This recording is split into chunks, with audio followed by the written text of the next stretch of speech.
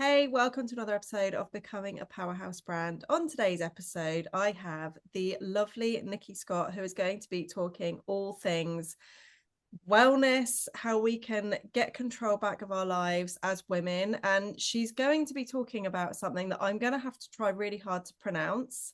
Correct me if I'm wrong here, Nikki. Hypopressives. Is that right? Was pretty good, to be honest. Okay, It's perfect. hypopressives. Hypo. You Hypopressives. Okay, we got it. got it. Nikki, can you just tell us what hypopressives are and also tell us about your journey and how you even got into this space? So hypopressives are a really powerful tool to use for pelvic floor rehab for women and for men. I just tend to focus much more on women because women tend to have more of the issues. They involve breathing and postures, which sounds a little bit like Pilates and yoga. So there's some crossover and similarities there. But the way that we teach the breathing is really just getting the whole person functioning better. So conventional treatment focuses much more on one area of the body, the area where you've got the issue, and this works on everything in the body being connected, which it is. And so therefore it has like this more holistic, more rounded effect on the whole person. So it seems to be much more effective than and long term much more effective than traditional treatment. And I mean, I stumbled across it because I had issues myself. I had twins when I was 32, and I'd always been a real fit bunny. And then, like later on in my 30s, towards the end of my 30s, I trained as a personal trainer. And once I had my twins, I kind of was a bit shocked at how my body was left because I was quite fit and I'd been doing all the right things, I thought. I had stress and urge incontinence, but I also had lots of instability in my body. Like my joints felt unstable, my core was weak, my posture was poor. There was so many things going on with my body as well as the pelvic floor dysfunction. And, multiple trips to the doctor and the women's health physio. The treatment they gave me is kind of just pelvic floor squeezes. And I just found that they weren't very effective. In fact, kind of as my kids got a bit older and they were like 10 or 11, I was really doing them religiously because I really wanted to get back into the gym and I was really into CrossFit at the time. And they just made things worse. I was just finding I was leaking more. And there wasn't really anything else out there for me. You'd kind of go back to your GP and they're a bit like, well, you were a geriatric mother and you did have twins. It's almost like, well, what did you expect? Yeah, not very helpful. No, not helpful at all. So I started to do my own research. Obviously, I tried to use some of my own knowledge doing the personal training qualification. We did pre and postnatal, and it just didn't seem to be anything that was particularly effective. And I'm really good at doing what I'm told to do. So I was really religious and consistent with the exercises that I was given or that I had learned. And yeah, it just nothing seemed to work. So I mean, it was really fortunate, really. My partner was following somebody in Spain that was talking a lot about postnatal and postnatal rehab. And obviously, by this time, my kids were like 12, 13, so not newly postnatal. And she'd been having lots of success with like newly postnatal women. And she was talking about hyperpressives.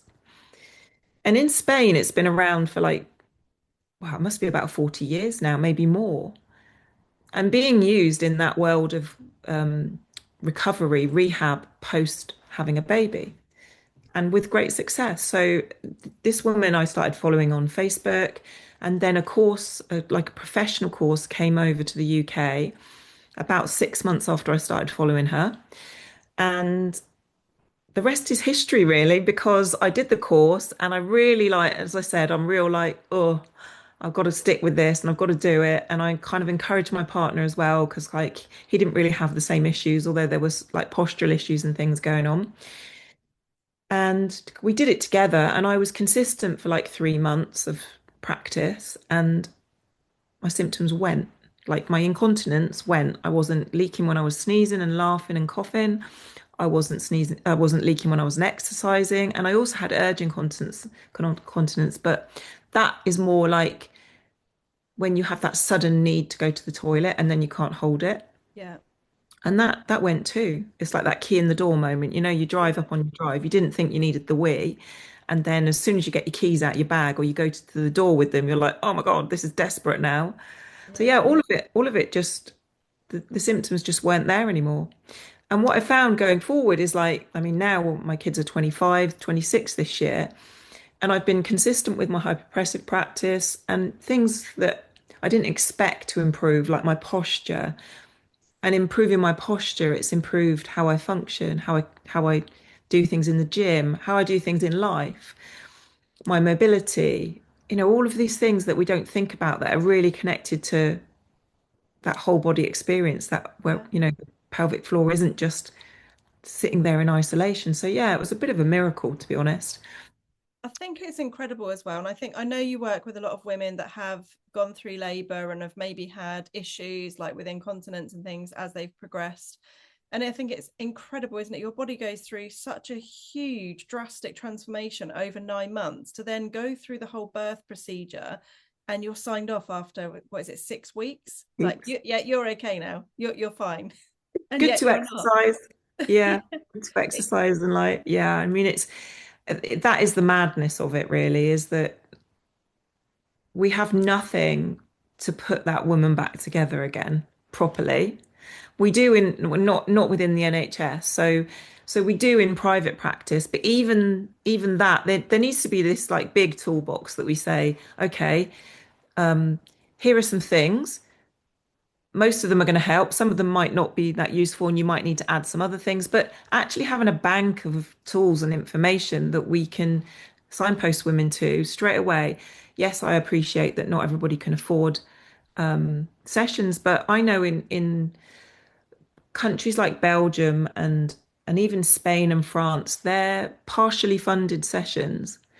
So, for example, if a woman has had a fairly straightforward birth, a physiotherapist is in the room with her once she's like feeling a little bit better on the day that she had that baby, working with the hypopressives. And, you know, it might only just be teaching her to use her diaphragm properly, but all of these things are going to start bringing that person's body back together again. Because, as you say, the pregnancy itself is a trauma on the body. You know, we are expected to carry this baby, or babies in my case, and function and do all the things that we normally would do, and look after that baby and look after what we're eating and exercising and all the rest of it. And then, you know, and then go through the birth. So a lot of women think, oh, it's the birth, it's the type of birth that you have that causes pelvic floor issues, but the pregnancy itself causes pelvic floor issues. Yeah. And again, it's that education piece. You know, women think that because that's what they're being told. So, you know, I'm here to tell you that you have a prolapse whilst you're pregnant because your organs have to move to allow that baby and all the stuff that goes with it to grow, Yeah. especially in like those the final trimester. That's when you find you're dashing to the loo or having to get up 5 times in the night to go to the toilet because your bladder's moved because it has to Yeah. create space for the growing baby. Yeah. Yeah, I mean, it's just amazing what women's bodies go through to reproduce. But then it's just there's nothing afterwards. Yeah. That's the hard bit, really. It is crazy. And I guess a lot of the women you work with might not even realize that it is potentially something to do with birth and even labor that they've gone through. Maybe it is even 10, 15 years after they've had a baby. And they might just think, oh, maybe it's an age thing. Maybe it's menopause. Maybe it's Yeah, perimenopause. yeah, I'm yeah. assuming you probably work with women at that stage as well. So yeah, so the key, I mean, actually, a lot of new mums don't do anything because they're not given anything. There's this big gap. So they have their baby and there's a certain level of, oh, I'll expect it to feel a little bit like this.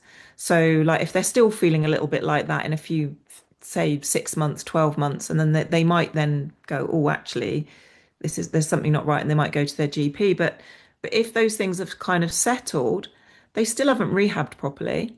They're still not fully back together again. So Yeah. it takes between 3 and 5 years for your body to kind of settle after a pregnancy and a birth. And that's only if it's fairly straightforward. And then you put into the equation that women are getting a little bit older when they have their children. Age has a big thing to do with because internal aging is happening as you externally age.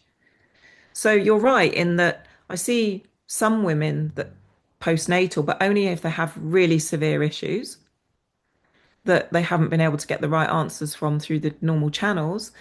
But then I'm seeing women that are coming into perimenopause and there's been that shift. And obviously internally they're not put back together again. They're not like working together as they should do, functioning as they should do. And so that starts to become more apparent as hormones shift and we go into our menopause. So yeah, it's a big thing. They might not have it, they might have very minor symptoms that they've lived with, but they will get worse as they internally age. Yeah. And I guess this work is something you can do at any age. It's not like you're too old, you're too far gone, it's too far after you've had a baby or anything. You can literally start No. this at any point. No, as I say, I didn't really find out about hyperpressives until my kids were about 12.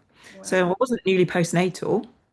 They're almost teenagers. Yeah. Um, but I see women in their 60s, their 70s, I think my oldest client was early 80s. There's still stuff you can be doing as prevention. So think, for example, there might be somebody listening in thinking, well, I've had two or three kids, I feel fine, there's nothing. But believe you me, it will catch up on you. So there's this preventative nature to hyperpressives that will help with things not going south as you go through the menopause and go into your golden years. Okay. And to go into the actual hyperpressives, what does that even look like? Because I know I've witnessed one of your sessions. I've seen you doing this, and it is incredible to watch. Um, Yeah. but I can understand, obviously, from your story, everything that you've shared, how powerful this work is. Is this something that you need to do as kind of a daily practice? Is it something that needs to be done every now and again? Or what is the best way to actually get started with it? So what I tend to encourage somebody to do when they're starting, however they start, is to learn each individual bit and think of it like driving a car or learning a musical instrument. You're not going to be very good at it at the beginning. So you just need to practice. So you need to put a small amount of time aside. And I try and get people into a daily practice of like between 10 and 20 minutes, whatever time someone's got. And that might mean 5 minutes before they get their baby up, and then 5 minutes at lunchtime and 5 minutes further on in the day to make up the time. But it's just those little chunks of practice, as getting themselves into a good habit, like a healthy habit of thinking about doing something for their whole system. So, in the beginning when they're learning, they might have the breathing to practice. So we use diaphragmatic breathing. That's a word that's kind of used in other circles of breathing, but the way that we use it in hyperpressives is a slightly different tempo. So we really are trying to get the most out of the diaphragm because the diaphragm is best friends with the pelvic floor. They are linked together. They are one. They work together. So if you're doing really good diaphragmatic breathing, your diaphragm should drop down and stretch across, and so does your pelvic floor. It mirrors what your diaphragm does without the need to consciously contract your pelvic floor or do anything with your pelvic floor. Just through doing really good lateral breathing, we get that synergistic relationship back again over time. So obviously neural pathways are your brain's way it communicates with muscles. And if you've got a level of dysfunction there, then there's something wrong with the way that it's communicating. It's not quite in the right order. And we're trying to reset those neural pathways so we get a better communication between those two. But obviously, I said at the beginning, everything in your body is connected. So deep core starts to kick in. All of those muscles that really do want to work together to make you well, they all start communicating and working better. So that's just with the diaphragmatic breathing. We have a breath hold, which helps with that reflexive nature of the pelvic floor. So the pelvic floor shouldn't be strong or weak or tense all the time, which is what Kegels encourage, is that tension, that like as if we're imagining it as like a piece of scaffolding holding everything up. Yes, it's got a job to support, but it should be able to relax and go with you as what with whatever situation you're in. So if you're exercising, it might need to, work a bit harder. If you're resting, you don't want it switched on and going, right, what's going to happen next? So, and then the postures are brilliant because they work on all of that tension that we tend to have in the front of our body that causes those, pain in the shoulders, the neck, the back, all of those things are just ironed out with hyperpressives because we're working in specific postures to kind of correct that really and get someone in a better position. And is it the same methods for men and women as well for doing this? Yeah. Is it something you can do if you've got a partner that's opposite sex? Yeah. Yeah. So So it's even something you can do together. yes, indeed. Yeah. So our core system's like a pressure management system. You think about your car, you get a warning light come on. You've got those warning lights coming on all over you every day. There's little signals that tell you that there's an issue, but you're ignoring them. You wouldn't ignore them in your car. You'd be like, oh my God, there's an amber light. Why, I Yeah. better check it out, look in the handbook, see what's going on. But with your body, for some reason, it's just like, oh yeah, just like, especially as us as women, it's like, oh, but I've got this to do, then I've got to get on with that, and then I've got to do this. And you need to kind of allow that little 10-minute window for you just to kind of reset everything and, work towards turning that amber light off so that it doesn't turn into a red light. Yeah. Yes, One but thing I I've mean, noticed. Sorry. with Okay. with men it's the same. Men don't have as many issues because they don't have to go pregnant through pregnancy and Yeah. birth, but they still go through that internal aging, and especially guys that have jobs where they're, say for example, a builder where he's doing lots of heavy lifting or landscape gardening or stuff like that. Your core system is like a pressure system, and so you have to be able to handle that pressure. And pressure loves to find the weak spot. So men present with things like inguinal hernias, abdominal hernias, disc herniations, because they've been putting their body through that rigorous pressure through their job. It's a continual thing, and their system has become dysfunctional. It's just dysfunctional in a different way to women. Yeah. And men over 50 have issues with getting up to go to the toilet multiple times. And again, they're just a bit like they've been told, "Oh, it's just your age. It's just your age." We know men have incontinence because there's products in the supermarket or the chemist, just the same as there is for women. Pull-up pants and pads for Yeah. men. So we know there's an issue there. It just doesn't really, I mean, if you think it doesn't get talked about with women, it really doesn't get talked about with I was with going to say, I men. don't think I've ever heard anyone talk about it in men. No, yeah, it's very taboo, but there will be. Yeah. One thing I've noticed a lot, particularly I'm perimenopausal at the moment. I know a lot of women that are similar age to me have been focusing a lot on strength training. And obviously, when you think of strength training, you think of lifting weights and doing all of Yes. that like cardio stuff as well. And I guess the hyperpressives can work alongside that because it's about the internal strength as well as the kind of what you see on the outside with the arm strength. Yeah, so when you lift weights, you create internal pressure. And I just said your whole core system needs to work to handle that pressure. Pelvic floor being part of that. It's like the base of your internal pressure system. The diaphragm's the roof, and then we've got our deep core muscles on the sides. So we've got this pressure system. You're lifting heavy weights, which is great for menopausal, perimenopausal women, as long as you've got that handled, as long as it's working properly. That's when women have issues, is they'll go and do weight training and because they want to build that, keep their muscle as they age. And I understand that, but then they'll have issues with leaking and wear pads, and the commercials tell you just get another pad, Yeah. put another pad in. So where it is really good to do strength training, it's also really good to be doing the work like that you kind of missed out. But you don't have to stop doing one to do the other. You just need to be a bit more sensible with the weight. So you maybe, if you're lifting quite heavy, that's not going to help with the step back. So we need to kind of almost say, let's train a bit smarter whilst we're doing the rehab work. So you Yeah. can still do it. But I have these conversations all the time because people are like, oh, I'm not going to do that bit if you're going to tell me I can't do that bit. Yeah.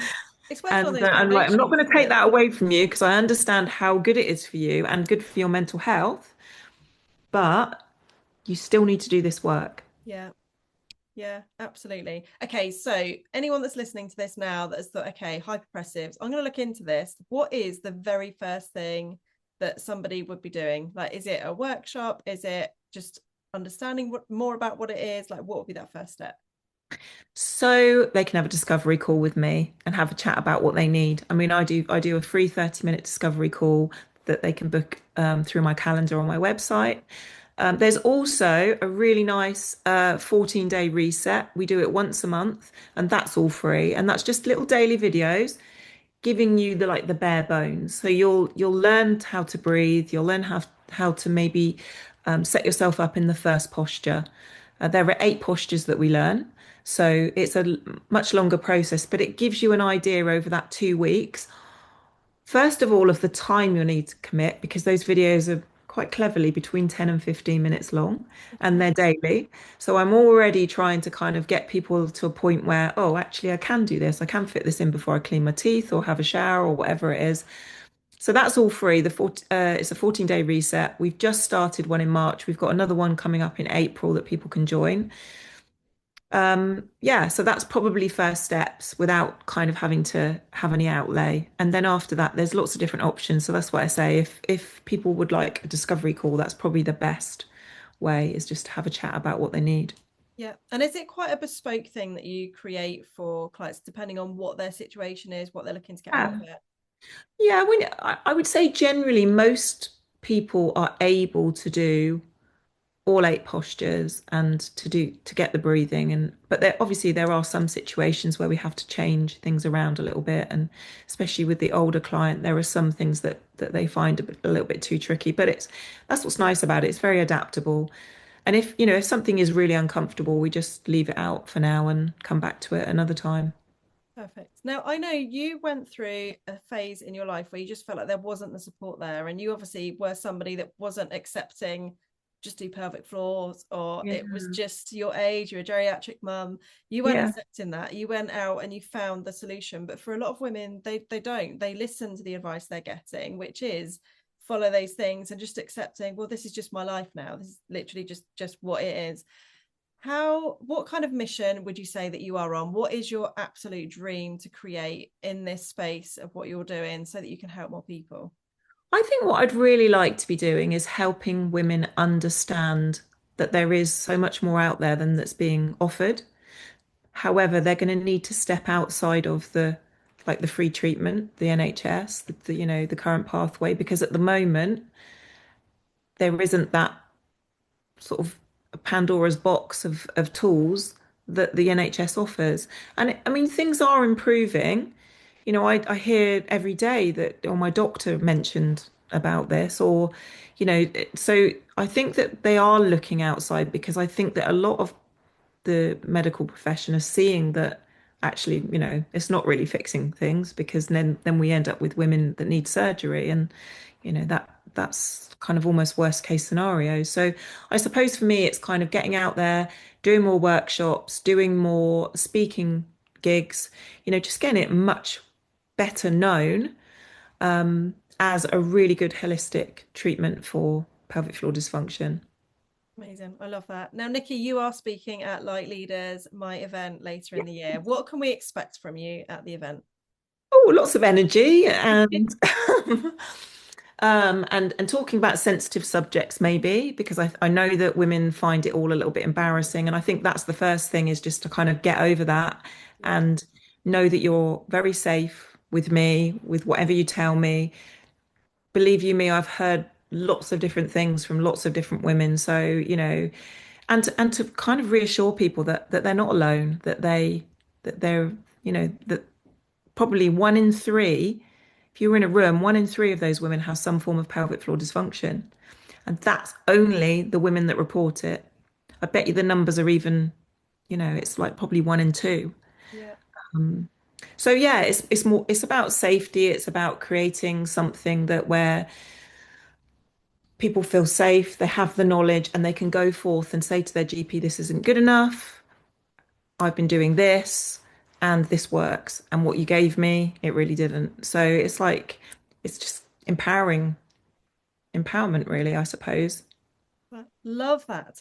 I'm assuming hyperpressives you can start at any time as well. Whether is this something that's good to do during pregnancy, before you even conceived or anything? Is it something that women should be, or when women cannot speak today, men and women should be doing all the time anyway? Yeah, I think so. But most men, young men especially, are not going to engage with something like Yeah. hyperpressives because they would rather be sweating it out in the gym, lifting heavy weights. I see it as being something that could be taught to, young girls that are learning about their bodies. When they start to think about sex education at school, that they talk about pregnancy in a different way. They talk about things that can be done pre-pregnancy to maybe prevent those problems or to lessen those problems as they have children. Yeah. Um, and with pregnancy, if I've trained somebody, it's usually if somebody has had one baby and they've had an issue, and then they go on to have more. But if they've done hyperpressives before, there's elements of hyperpressives that they can do through their pregnancy. So if you're newly pregnant, there's certain elements I wouldn't teach you if you've never done it before because we don't know whether it's going to have an effect on the growing baby. So, but there's still plenty. So there's so much you get out of just doing the lateral breathing in terms of mental and physical health. So yeah. Amazing. So hopefully from this episode today, anybody that's listening to this that's maybe recently had a baby, has had a baby 20, 30 years ago, whatever stage you are at There's in hope. life, yeah, there is hope. It's not like the end of the world if the doctor's told you this is just your life now. It absolutely isn't. So Nikki, I'm going to pop the link to the 14-day reset program that you mentioned that is monthly. So if you are listening to this and you would love to join that, to just get started, find out more about it, or book a discovery call with Nikki, I'm going to pop the link in the show notes. Nikki, where is the best place to connect with you and find you online? Well, I am on Instagram and Facebook a lot. And I also obviously have my website, which is just ukhyperpressives.com. Perfect. I will pop those links in the show notes below. Please do reach out to Nikki. Let us know what you thought of this episode. And yeah, make sure that you sign up to that 14-day reset because I think that's going to be so beneficial to anyone that is listening to this. Nikki, thank you so much for coming on the show Thanks, today. Jackie. Thank you. Bye.